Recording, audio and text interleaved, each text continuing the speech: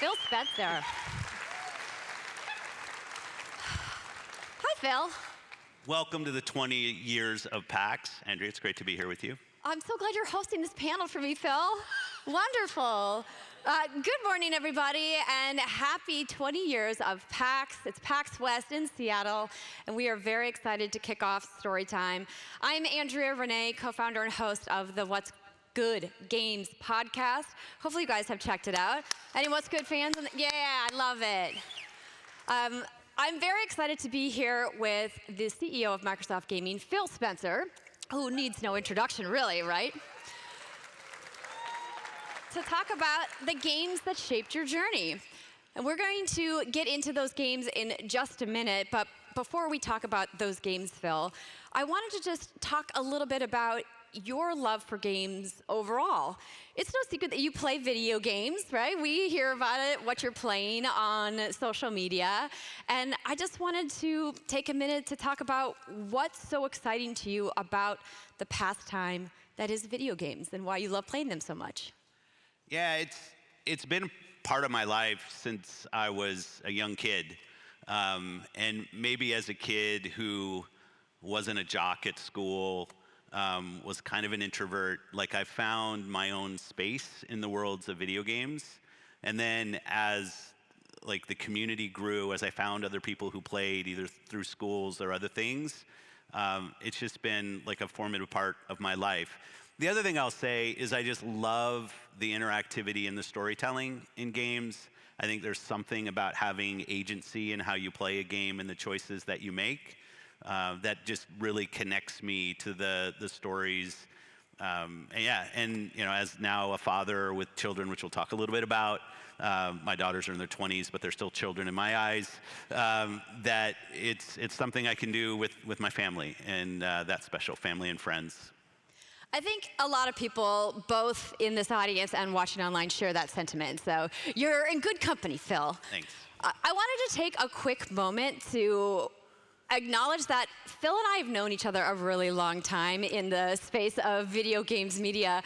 And I found this amazing callback to the very first interview I ever did with Phil. And it was... Look at how young we look. Oh, you look the same. Oh, thank you. Yes. I used a lot of serums. This was at E3 2011 in the Xbox booth. We are standing there with Aaron Greenberg. Aaron Greenberg. Still works with you. Still at Xbox. You guys still palling around, and this was such a fun interview because you guys had just rolled out a bunch of new Xbox Live features. Yeah. And one of the features that everyone was so excited about was cloud saves. Yes. Isn't that wild? It feels like it wasn't that long ago. Still fundamental to how we game is that our saves can move with us. Yeah. Now, I remember this because you and I didn't know each other. No, it was the first time I'd interviewed you, first time we had met. But yeah. You knew Aaron. Yes. So we were in the booth, and Aaron said, hey, I know this great person. She's great at interviews, kind of up and coming. Let's go do an interview. It was like just that. I don't even know if we had a PR person around us. I think we just... We didn't. It was very off the cuff, which is not how you get to interview Phil these days, everybody. He's a very important man. No, but it was fun. And watching your career grow, your life grow through the years, it's been awesome. Like, I think the role that you play in the industry, your show, where, as we've talked about, I love that you and your group, you focus on the positives in gaming, the things that gaming can do and can be for people. I just think you've been an awesome part of this industry for many, many years, and I appreciate that, and I know the community does as well. Thank you, Phil. That's very, very kind of you to say. Very humbling. It's been also very wonderful to watch your journey, having looked at what you've done inside Xbox and Microsoft Gaming over the course of your career. And I would love now to move to our conversation about the video games specifically that helped shape that journey, and not just your time at Xbox and Microsoft, of course, but your life overall. And I think it's time for us to potentially start with our first game. And we're gonna do a fun little thing with you guys here in the audience, where we're gonna play a little clip from the game audio, and we're gonna see if you can guess which game it is. Are you guys ready to play? Okay, well, let's get started with our first game.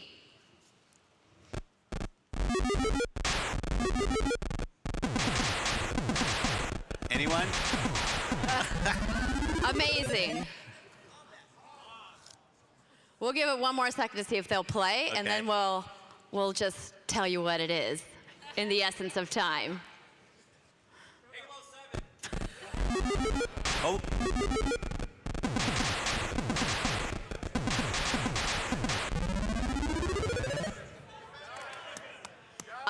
I didn't hear any correct answers. The correct answer is, in fact, Robotron 2084. Greatest game of all time. Greatest game of all time. Wow, that's high praise. So what comes to your mind first when you think about your time with Robotron? Yeah, so when I was asked to come and have this discussion and thinking about the games in my journey, I had to start with the arcades. Like as a young kid in Southern California, me and my friends getting on our bikes, riding down to the Pizza Hut or the arcade, checking out the new cabinets that were there, and then the community of players actually in an arcade, which was like a game unto itself. You know, it was the beginning of my love of what video games could be. And like there's things that I learned about like the community of play, and I'm a little bit older than most people in the room, but the cool thing about video game arcades is it wasn't just about playing. It was about surrounding the cabinet, watching somebody with crazy skills at Robotron or some other game, and kind of sharing your love of the games and watching the capabilities of the players. Robotron specifically is one that I got decent at, and one that I actually played all the way through college. I was at the University of Washington over here, and on the Ave at the 7-Eleven, there was a Robotron machine. Kelly, who is my wife now, was my girlfriend back then, and she was at a different college, so there were Friday nights I didn't have a lot to do. So Robotron at the 7-Eleven on the Ave was my jam. So yeah, when I think about where video games started for me, it was going into arcades, playing games, talking to the fans, the players there about games, and the anticipation of what new cabinet was going to come in and what great games were going to be there. And yeah, that was the beginning of it for me. And I love how arcades are still relevant today, and that barcades are a thing, and there's a lot of different ways to play They're not games. a quarter anymore. I found that out. Yeah, that's true. They are not a quarter. Though there are some places that do you pay once and you can do unlimited play. That's fun, and then you don't have to carry around, rolls of quarters in your pockets anymore. Maybe we should build a subscription like that. I'm teasing. Do you have something you'd like to announce here, Phil? Oh, wait, no. I think it's interesting, though, when we talk about the kind of game that Robotron is, that this type of gameplay is still incredibly popular. I mean, you have games like Brotato or even Vampire Survivors. I've heard of those. Yes, they're very fun games. Like, why do you think that style of play continues to be relevant today? Yeah, I mean, there's definitely something that's pick up and play about either a dual stick shooter, no camera control, which makes it easy, accessible. One of the things that I talk to game teams about a lot is session length of play. And it's really nice to have a game that if you've got 5-10 minutes, you can actually get something accomplished in the game. And if you've got 2 hours, you can sit there and grind your character or max out levels in Robotron. But I think like having that kind of iteration where you can play, set down, play, and then lack of camera controls, the kind of top down makes it really simple. And I think all of the games, those three specifically, also have a sense of humor. And I love when games have a sense of humor and kind of don't take themselves overly seriously. I think that's a good quality in games as well. I agree. Like this next game that also doesn't take itself too seriously. It is pretty fun to play. So let's move on to our next game, everybody. I wouldn't get it from that.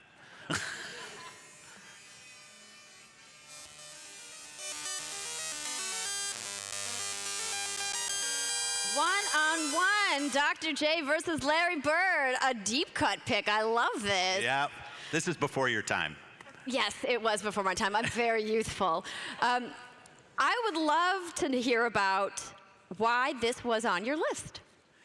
Yeah, so as I said, kind of starting in the arcades, going and playing with friends or just strangers who happen to be really good at a game that I wanted to learn. Then video games came into my house, first through the Atari 2600. I happened to play one-on-one on a Commodore 64, and my main nemesis was my father. I would play against my dad most nights. I was playing as Julius Erving. That was my go-to. But it was this kind of cool, it had a lot of those arcade, two players, kind of a single screen, tight connection.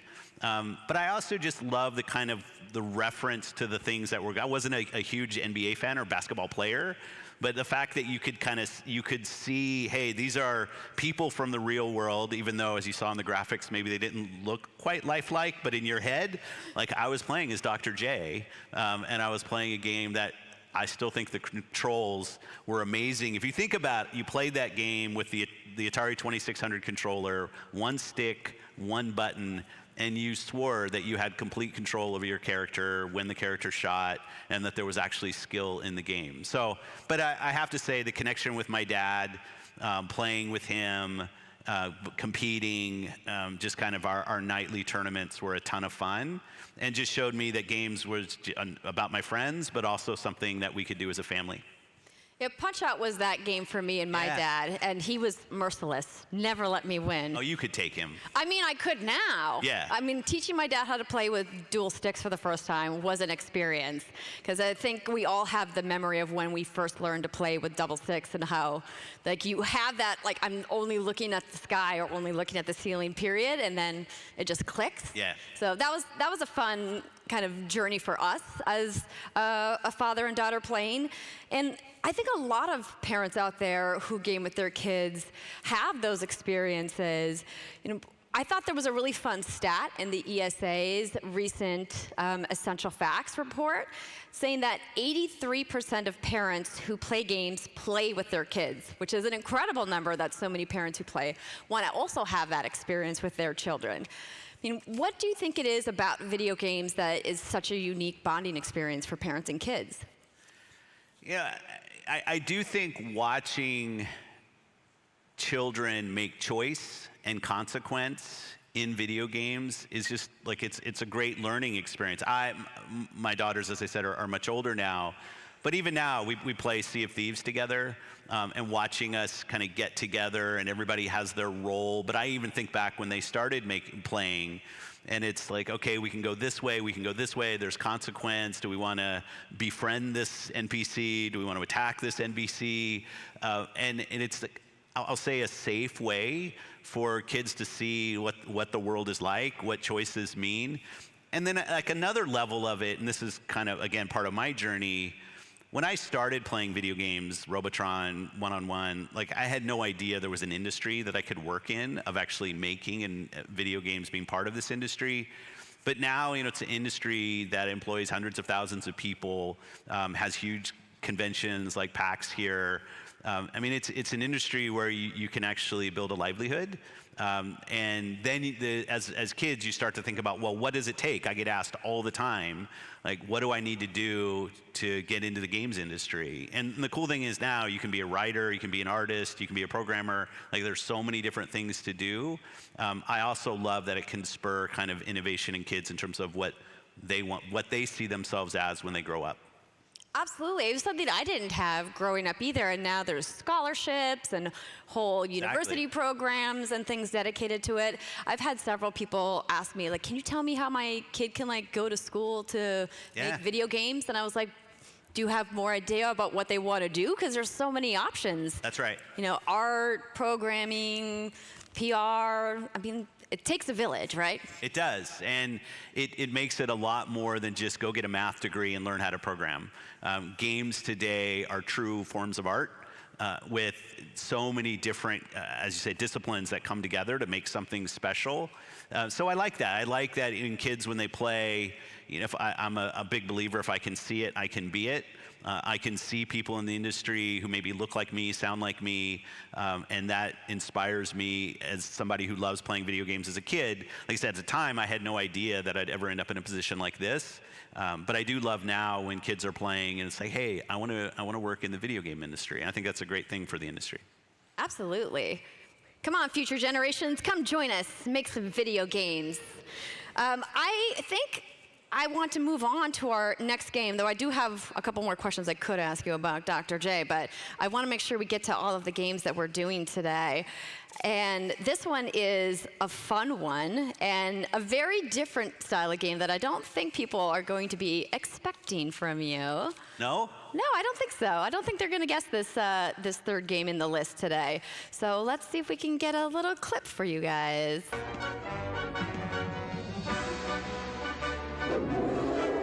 No one?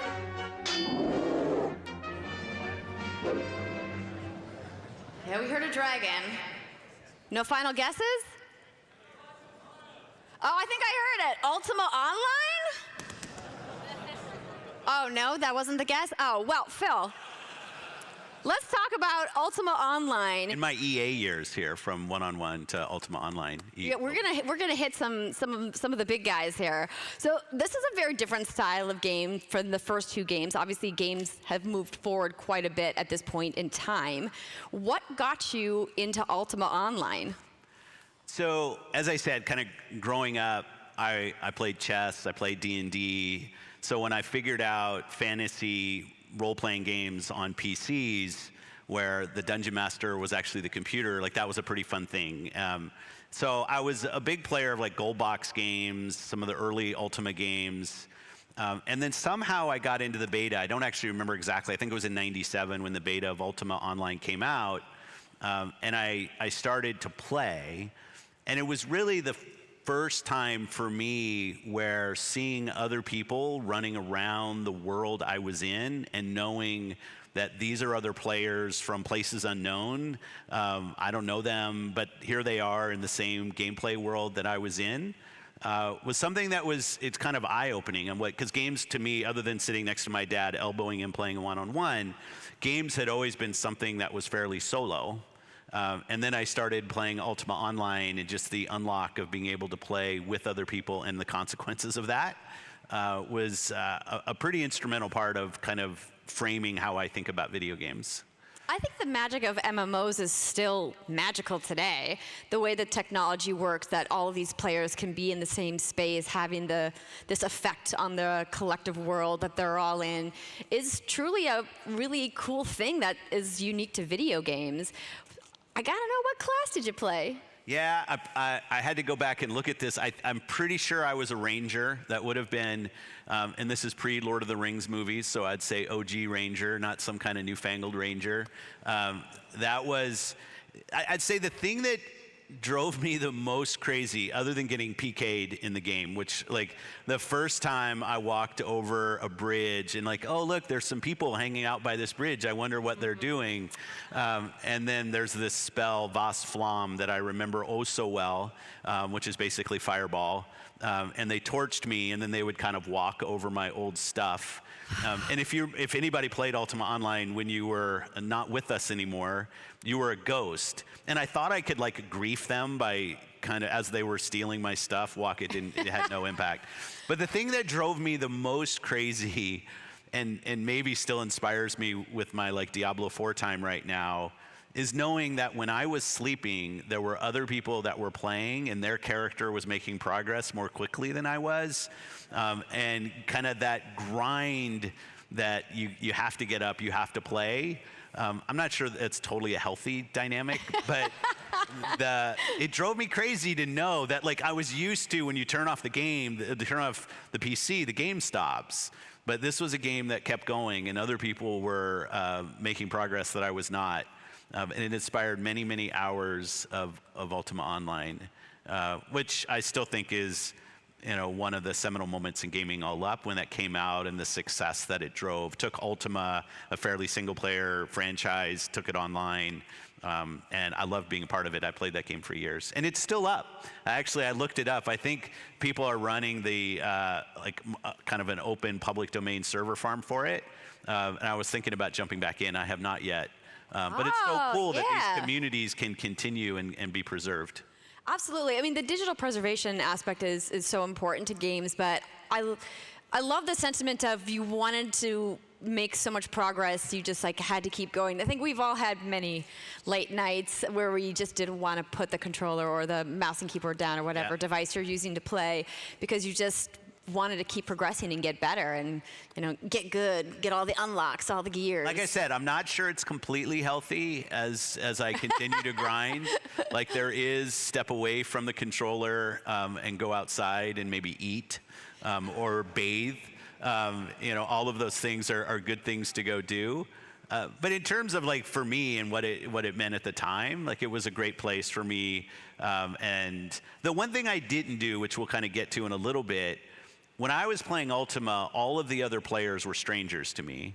And I never really made that leap to getting in a clan or meeting up with the people that I would see online. It was just, I was kind of too early in that journey. But kind of thinking now and what things like Xbox Live are and Discord communities and where people play, obviously this connection of I see somebody online, I see their gamer tag or their player name, and then building real world friendships is something that's much more prevalent today. But for me in Ultima Online, it was kind of my first scratch of, oh, these are other players, I wonder who they are. And obviously that in today's gaming world is much more of a kind of a thing of people coming together even at conferences and meeting each other. Yeah, PAX is such a wonderful place for that, clans and guilds and people coming together. I know that one of my clans is here, which we're going to talk about when we talk about, some multiplayer stuff a little bit later on. But I love this idea that you were really just a solo player in a multiplayer environment, but that it was still a really impactful part of your journey overall.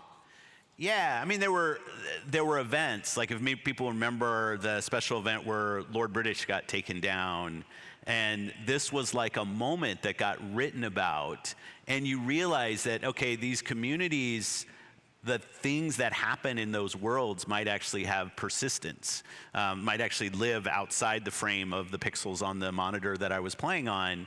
I think now when you look back of it, I guess it's easy to think about as concerts are taking place in games and games are going to movies and television, that, oh yeah, this was always going to be that video games were going to expand beyond what they were. But at the time, I wasn't smart enough to kind of see those trends, but it's cool to look back and see how those, and then like you said, the industry has put together things like PAX where people can come together and meet friends IRL that they play with. And I just love that about the industry. The connection with the community of players is, I think, to me, the most important thing about the industry.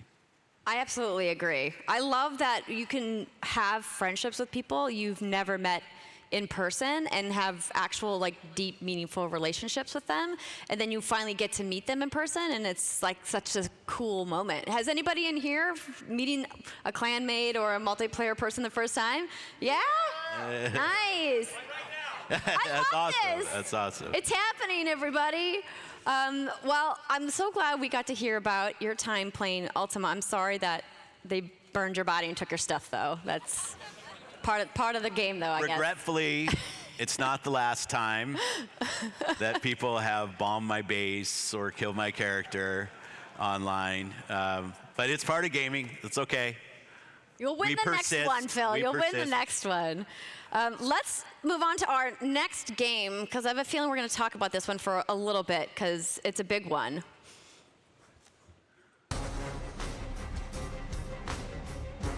What, no one? Yeah, there we go. Yeah. There it is.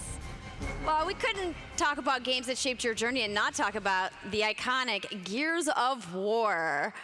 So I love that you picked this one, and I can't wait to hear about why you picked it and some of the reasons why Gears is so important to you.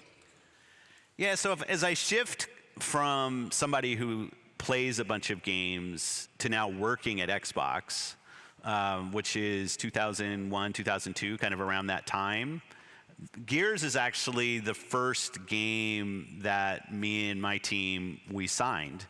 And it inherited a lot of games coming in, things like Fable and other things that I was in charge of seeing through.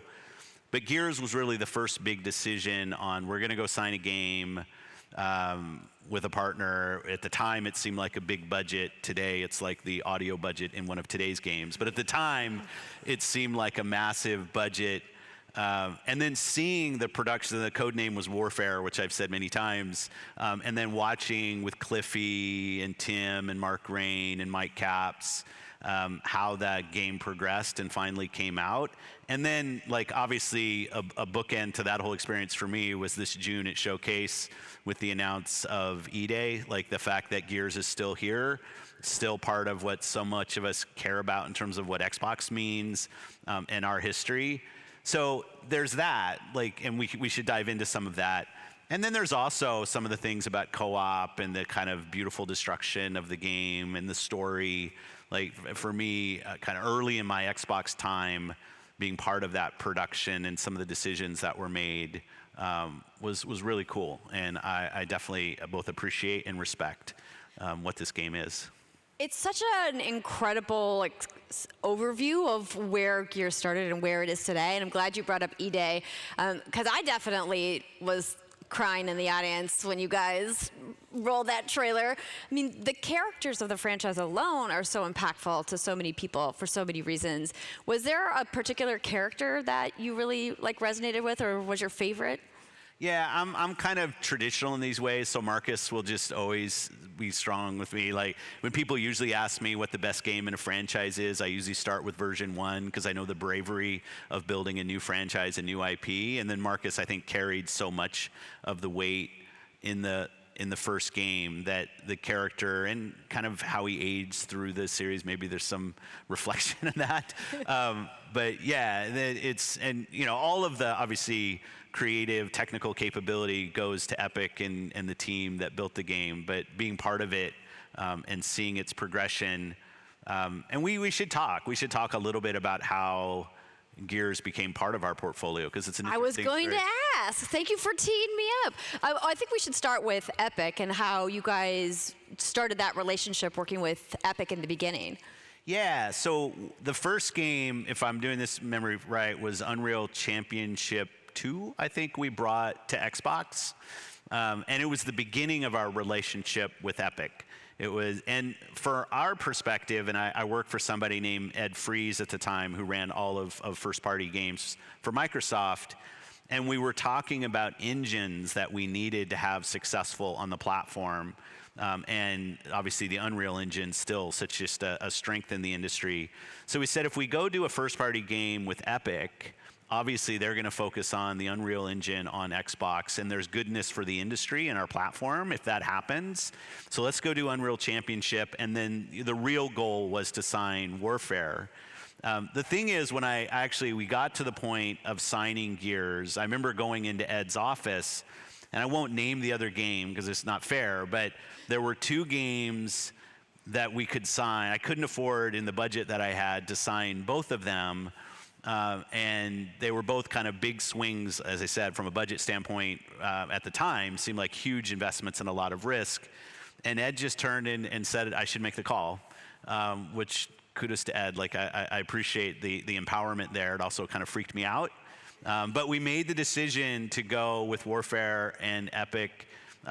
Cliffy and Mike and the team there just had such passion for the game. And I have to say, the fact that the game had co-op as part of its core kind of loop was a big part of me wanting this game to be part of our portfolio, because I just love sitting on the couch playing with friends. Like I said, it's kind of magical what the thing has turned into. It's so wild sometimes when you think about the moments in time that have these giant ripple effects. Like, what if you had picked that other game? Like, where would we be right now? What would we be talking about? How would that have impacted not only what you guys are doing with your portfolio, but also Epic's portfolio and where they went? Was there a particular thing about what you saw that really stood out to you or was special to you that was like, this is the reason, besides the co-op functionality? Yeah, when I think back on it, and I think this story has been told a couple of times, but it's good to revisit it. Obviously, the game, even today, if you go back and look at Gears 1, and I'm actually playing through the campaign with a coworker, and she's never played the campaign. So the fact that we can go and play through it again, and it still holds up so well is great. But we knew the game was going to be beautiful. Like the goal for obviously Epic with the Unreal Engine, third person, so you're looking at the back of Marcus, so you've got this huge, just ornate texture that's covering a third of the screen. Let's go do an awesome job. And the story about the memory on Xbox 360 and how much RAM was going to be in the box, this was actually a game that drove our memory decision for 360. The choice was going to be to have smaller RAM footprint when we were going to launch. We all got together, Jay Allard, Ed, Peter, all of us in a room, and we brought in Gears to say, what could we do with the extra RAM that we were going to put in the 360? And it was really driving the visual fidelity of that game that pushed the decision. And when you make these decisions, which I see now, because in my role then I was first party, so RAM was just more stuff for us to fill up with cool looking graphics. But now you look at it and the cost is really significant. Like the bet that you're going to go sell tens of millions of these things, and every incremental dollar, and it was way more than $1, that this extra RAM hit on the box better pay off. And I think it did. Like when I think about the graphic bar that 360 set in the generation, Gears was really a fundamental part of that, even before we locked the hardware spec. And what was it going to mean to have games that look this amazing on the platform? And thank goodness it was there, because I think it really helped the 360 and what it became. Absolutely. I think when you think Xbox, I mean, Gears is absolutely one of those pillar franchises that define who Xbox is as a brand for gamers. And I love that you mentioned co-op, because that's basically all I've played Gears is co-op. Yeah. And I love that they also have, the multiplayer, and that's cool. But for me, it was all about horde mode. Horde mode's co-op, yeah. Have you ever done 0 to 50? Yeah. And now, like I'm playing Diablo 4 with Rod Ferguson, who was our producer on this, now the lead for Diablo. And I still reference things when we're playing together. So the new Horde in Diablo 4 is still Horde mode to me. Like every time I see any game, whether it's COD and their round-based zombies, it's Horde. And that was the beginning of so many of these kind of co-op round-based experiences in multiplayer, and they were a blast. Like everybody had a role. You take this flank, I'm going to take this flank. Revive me, I'm down. Like that dynamic of shared achievement with your friends on a night when is just so rewarding for all of us, like when we get through something. And I thought Gears kind of held that with just such a magical way. I love that you brought up Rod. Rod is great. Shout out to Rod if you're watching. He led one of your studios inside Xbox in kind of the era where Gears went from being external to being internal. Yeah. And that was a really big moment for you guys. Yeah, so we did Gears with Epic. They got to the point where this Fortnite thing, which I hear is going to be pretty big, was coming on. So their effort rightfully was going to be moving to something that was incredible for them as a company, but I didn't want Gears to go away. So, the discussions with Tim Sweeney, Mark Rain about, hey, we would love to continue. And it was kind of a special coming together of Rod Ferguson, the coalition in Vancouver. We had to build a studio. We had some parts of a studio in Vancouver, but we had to build a studio to go and take that on, which has growing pains, and you learn, like, what does it mean to go build a game that others have built before? It's not the easiest thing to go do, but now I'm so proud of what the coalition can do. And then, funny enough, the world is a small place. Here's Rod working at Blizzard on Diablo, now part of Microsoft again as well. It's nice. And then kind of to the E-Day thing at Showcase, seeing that the coalition, even without Rod and that kind of history with the franchise, I thought they just did a really nice job, even though it's kind of an intro piece of recognizing the things that are special about that franchise, down to some of the iconic music, to the characters that we love, some of which we've lost, but now we see. And I was really proud of the coalition and how they put that forward, and I think did a really nice job of respecting the history of the franchise. I'm excited to see more, Phil. When do we get to see more V-Day, Phil? Not today, I'm sorry, but we will. Nothing to announce at this time. I'm even more excited, though, to talk about the next game in the list, because this is a game we both have spent a lot of time playing, but sadly not together. Have you ever played together? No. We have to fix that. We'll fix it. Okay. All right, let's hear the clip. Yes, he picked it right away in the front row. I didn't think a lot of people would guess this because it's from Vanilla. Destiny, the OG. I love that you picked this. Am I a Destiny stan? Absolutely. Anybody who follows me knows this. The What's Good Guardians are here, which is fantastic. And I would love to hear about why you picked Destiny and how this game arrived in your journey. Yeah, I mean, Destiny has, there's so many kind of mixed emotions and stories for me around Destiny. Obviously, Bungie was part of Microsoft. When I started in Xbox, Bungie was already part of Xbox. And I shared a floor with Alex Seropian, Jason Jones in the building that we were in Redmond. And I learned a ton from just being around Bungie and how to build games, and Alex's approach and Jason's approach to design. I would spend a ton of time down in their offices talking to them about stuff I was working on and getting their feedback. So, you know, Bungie, both as part of Microsoft and then spinning Bungie out, getting the pitch for Destiny on, do we want to sign this? We ended up not signing Destiny. I'd obviously went with Activision. And to seeing what it grew into, like from a business kind of Xbox standpoint, I can look at it and it's just a really interesting journey in terms of what they built. Their history with Halo, as somebody who loves Halo, like I can look at Destiny 1 and you can see some of the continuation of things that they learned about having one iconic character that everybody is, like Master Chief is the center of the Halo universe. But in some ways from storytelling, maybe that constrains you a little bit. So then you go and you build a game where your lead character, your guardian, is something that you configure and all of the unlocks that has. But then from a gunplay and other things, movement, it's a Bungie game. Like, it feels so great. I have to be honest, when Destiny 1 came out, and I might have played some of the preview builds that we were doing on Xbox, it didn't really click with me, right? I'm not a big PvP player. If somebody looks at my you can see my player history. It's not a lot of what I do. And I was a little worried that I was gonna get thrown into a PvP world. And it turns out that's not what it was at all. And when Wolves came out, it definitely landed me. And then we should talk about it, like from a gaming standpoint, and things I learned through play and community. There's a whole nother side of it. But the thing about Destiny that I start with is just my history with Bungie and their evolution of working on games. I do love that it's a local team. I have a lot of friends over there still. And yes, they're owned by the other guys now, but it's a game that I'll always love, and a team that I'll always have a ton of affinity for. No, like, small pangs of, dang, we could have had it. You know, I got so many of those. I've passed on some of the worst, made some of the worst game choice decisions. Like, this isn't in our list, but an interesting one.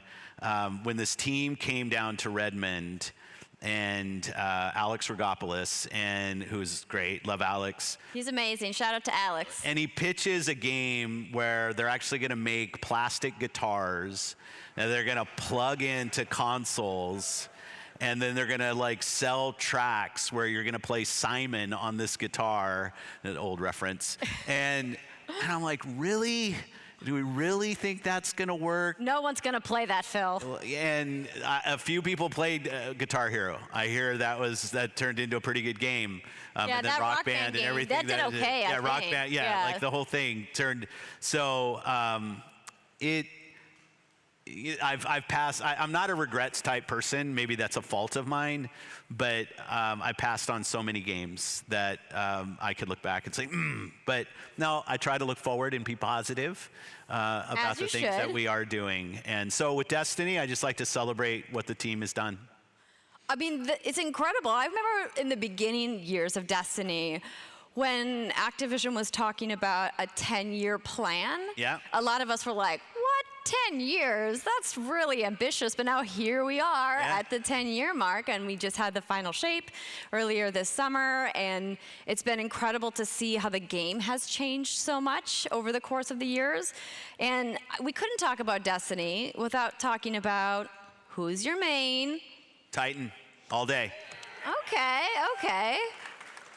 I'll allow it, though I'm a cape girly. I'm a hunter main. Yeah, that's right. Capes unite. When you were playing Destiny, we already talked about how PvP wasn't your thing. Yeah, the PvE, not a big Crucible player. I'm with you. PvE is where I'm at home, too. And it's a core part of the Destiny experience for millions of players. Yeah. Do you have like a fire team that you always roll with? Or do you kind of pick up and play or do matchmaking ever? So Destiny 1 and then rolling into Destiny 2, kind of going back to my in real life people, was the first game where I actually met people first in game who I then met in the real world, and some of my best friends even to this day. People I've been playing games with for 10 years, Destiny with, and now we play other things as well. But that was something that was really eye-opening to me. And the thing I love, and this sits at like the core now for me in my love of video games, is these are people I met who I would never have run into in the streets of Seattle in my hometown here. I would not have met them in my work or my circle of that I normally see. That I met these people because we needed to finish the Nightfall on a Tuesday before the Tuesday reset. So we jumped in, and it was like, come on, let's go run it together and save the world, or at least try to get the drop, and then try. And then it turned into more than that. So then we would start playing together, and as most times happens when you have the headset on, and at first you're talking about strategy in the game and what you need to go do, but after maybe the 30th or 40th Nightfall or strike or raid, like the conversation goes in other places, and you start talking about life, and you start talking about what are you doing in your world, what's happening. And for me, it connected me with people that I think in the real world I would have never met. And I think what a special thing that video games can do of build connection with people, not based on where you live or where you went to school or where you work, or even what you believe and what you look like, but rather this shared love of this art form of video games. And then I've been lucky enough, like whether it's at E3 or other shows, to get together with people that I met through play in Destiny. And like those friendships, I believe, will be with me for the rest of my life. And the fact that video games were the catalyst for building those connections with people who live in other countries, people who are kind of dealing with their own stuff. And when I'm playing, just to be clear, I'm not head of Xbox. I'm just the guy who can't shoot anything with any level of aim. So I get yelled at with just so that's why you're a Titan. It all makes sense. I need the tank. Yes, I threw some shade. It's okay. We're all friends here. But I also love that. Like, I love that when I'm playing, like, I should be. I'm just another person with a controller in my hand. But the fact that video games, it's almost complete circle for me of going to arcades, which were all about the physical connection with other people around me, loving Robotron or Defender or Stargate or whatever it was that we were playing, to playing solo, to seeing other people online but not really having a connection, to now games where I probably it's one of my primary source of new friends is playing with people online. So going back to your question, sorry, long-winded. No, I love this anecdote. It's wonderful. Sometimes my Fire Team or Xbox Live party is wide open. Sometimes it's closed. Usually it's just about, hey, we're full and there's this number of people who are going to go. I'm playing a ton of Diablo 4 right now, of go run Durials. And but I love people I get to meet online, whether it's just meeting people online or people who want to talk about gaming and Xbox, or if we want to talk about the game that we're playing, or we just want to talk about life. And the fact that video games builds those connections between people who have such a broad set of backgrounds, I just think is awesome. It's interesting hearing from people just how many intimate connections with people that they've formed over video games. I have the exact same experience you did with Destiny, having met people online and then having them meet IRL and then being like, oh my gosh, let's be friends, like for real, let's like plan more of these things. Yeah. But also the amount of people that have met their partners or spouses through video games, of which I am one of them, is also an incredibly high number. Are there people in the audience that have met their spouse or partner through video games? Yeah, a good amount of people, and I think that speaks to the power of the medium and how it inspires passion and conversation and fun and silliness and sometimes stress when you're in the 5th or 6th hour of the raid and you haven't cleared like the second boss or whatever, right? I think we all have that Destiny experience as well, but I think it's so important to drive home that message that it more connects us than divides us when it comes to life in general, but specifically games and the way we play them. Yeah, and I think with video games specifically, as a kid who grew up, as I said, kind of a chess playing, D&D playing comic book kid, I wasn't always comfortable, definitely not being on stage, I'm still not, but I wasn't always comfortable being out there. But when I was playing video games, when we're playing, we can kind of describe through our own comfort who we are and how we want to be seen and what we want to be called.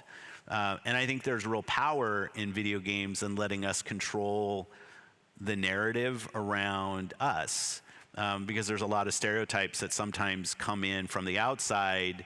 And for me, at least in my journey in playing video games, it was nice that, one, I could find a community of people who loved the same stuff that I liked. But also when we got online, like you could kind of, you meet people and it's not about what they look like or anything else.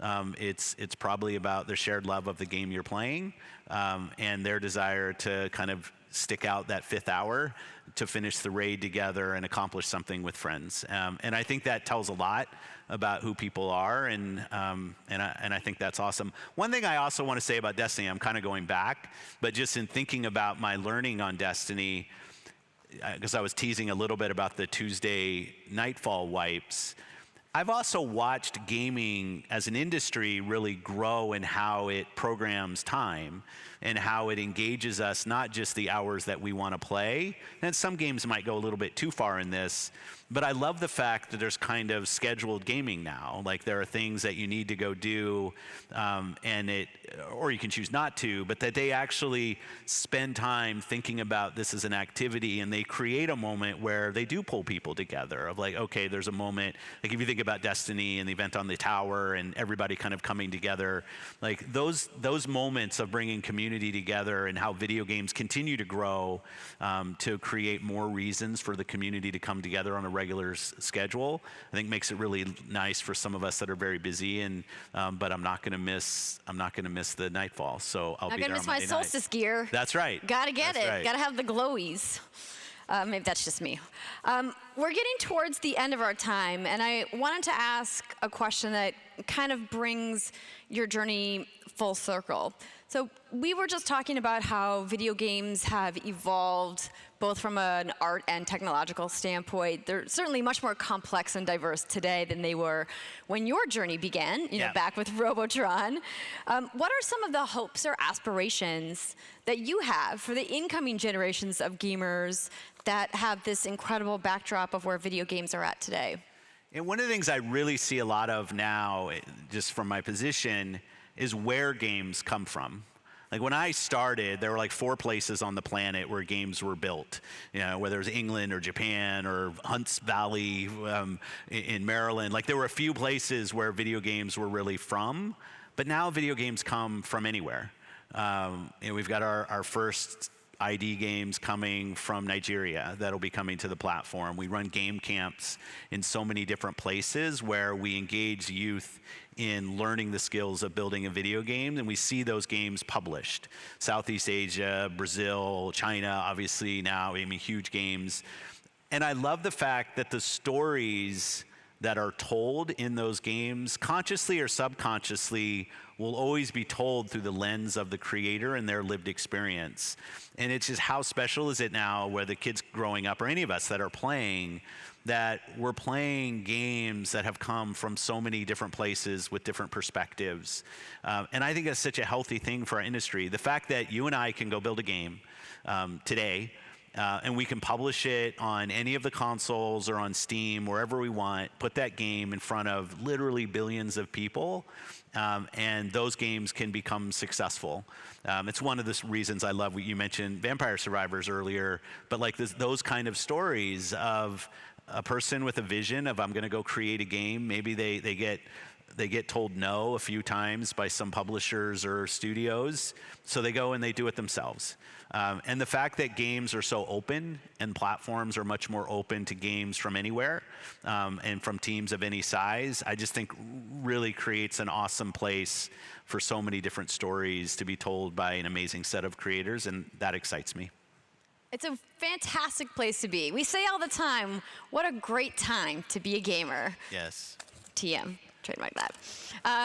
Phil, this has been so lovely hearing about some of the games that have shaped your journey. I could keep talking to you about other games for literally hours, but I know that these people probably want to head on over to the expo, maybe play some games for themselves. Do you have any parting thoughts before we say goodbye? Well, I would be remiss sitting here at PAX on 20 years, our hometown show for Seattle. Just congratulations to the Penny Arcade team and all the work that they've done. I remember when the show was like in hotels, then the kind of when we had one convention center and we would, let's just say, we didn't really fit in there as PAX, and the garbage cans and other things would show that, to seeing what they've done now with a show that's in multiple locations. They've stuck it out and built something amazing for 20 years. Seeing what the show floor is today and how companies like Nintendo and stuff are just doing some amazing things here. I just wanted to help celebrate 20 years. I was asked if I could do this, and to be part of the 20-year celebration of PAX is a real honor, and I want to honor the people who have put this show on for so long, because I think it's a really important part of the industry. So thank you. Definitely deserves a round of applause. Phil, thank you so much for sharing the games that shaped your journey, and thank you to the entire team at Penny Arcade and everybody who's on the support staff, and we hope that you guys have a fantastic PAX West. Happy 20 years.